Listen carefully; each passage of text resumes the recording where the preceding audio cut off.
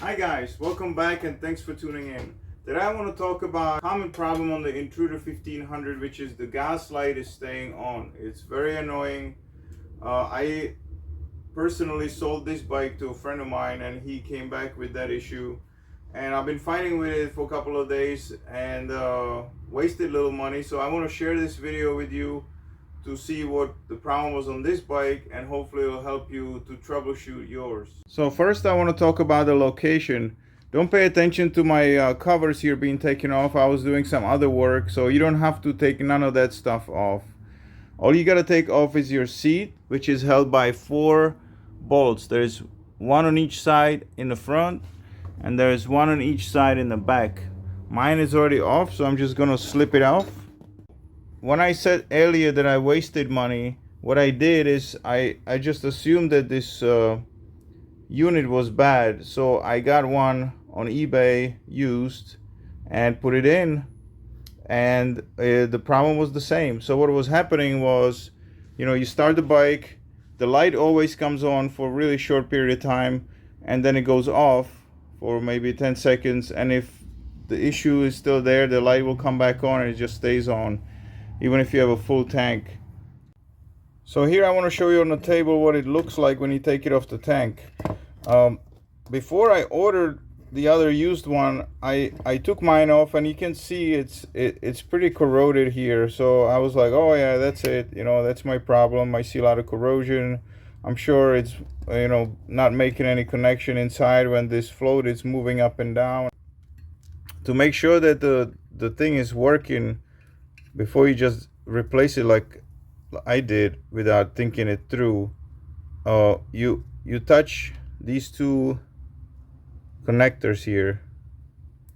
Hold this lever up. As you can see, I'm holding it up here.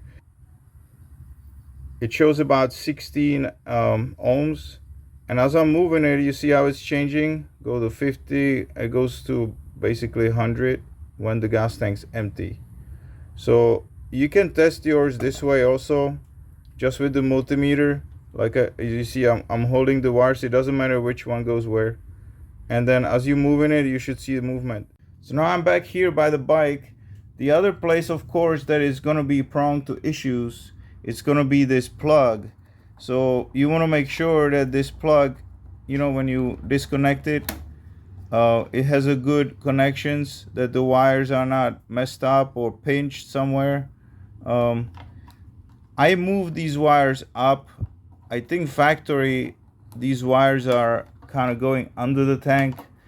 If you can't get to them easily, what I found the easiest way to do is just loosen up these 4 bolts that hold this whole rear fender. Maybe have a help, and somebody, after you take these 4 bolts, you can slip that fender backwards a little bit, and then you can get that wire out. I believe on this bike that's what I did. But anyway, if you can't see this connector right here, it's just a matter of chasing where it goes and check that connection right there.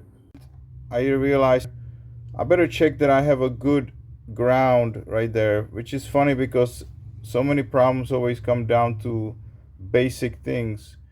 So what I did is I took my multimeter, and here you can connect it to basically continuity. This one has like a beeper, so when you touch the two parts, it will beep, so like it's connected. So on this one and the other one, when I touched the actual wire itself, and then I touched the housing, it didn't beep. It all went down to bad connection right here. So again, this is what it looks like. I just put my new connector here. I just clip it off, put a new connector on, and it works fine.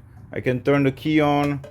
What it's gonna do, the light's gonna come on, it's gonna go back off, which is normal, it's what it's supposed to be doing, and now it's just gonna stay off. It doesn't come back on. After about 5-10 seconds, it will come back on and it will stay on. So I hope you found this helpful. It definitely was a little frustrating process for me, even though it's so simple at the end. And thank you for watching, and see you in my next video.